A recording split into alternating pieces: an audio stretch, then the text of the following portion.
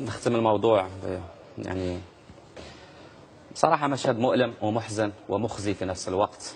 ربما ما فهمتش، قد تنتصر الرجاء وتأخذ البطولة وتفرحون، وتلعب دوري الأبطال وتحوز على اللقب وتفرحون، وقد تذهب إلى الكوكب، كوكب المريخ، وتلعب كأس الكواكب وتعود بمونديال الكواكب وتفرحون. ولكن من رحل كيف سيفرح؟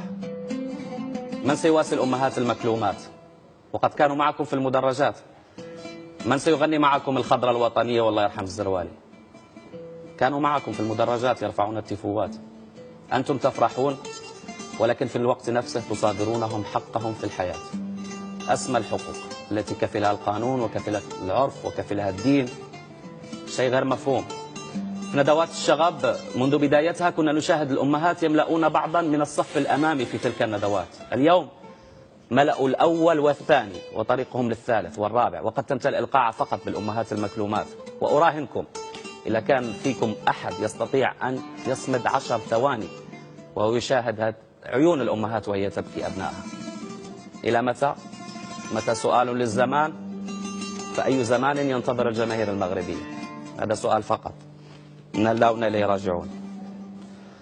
الجولة 21 أمين بن هاشم. في نفس اللقاء انتصر الرجاء على الحسيمة بهدفين لواحد. كانت الاحتفالات ولكنها تحولت إلى مأتم.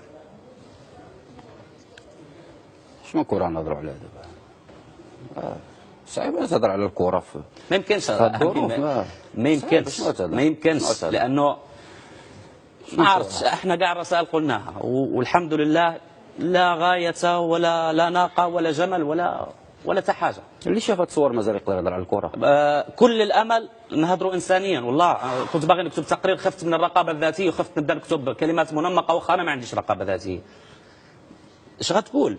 ما يمكنش الحدث يمر مرور الكرام، يعني ما يمكنش الابداع والتخلف يجتمعوا. احنا شفنا لكم التيفوات، نفس الجمهور كيغني مع بعضياته.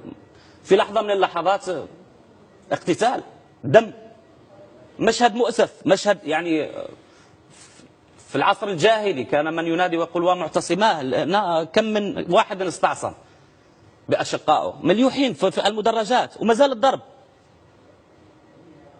ما فهمتش. ما غنهضروش على مباريات البطولة.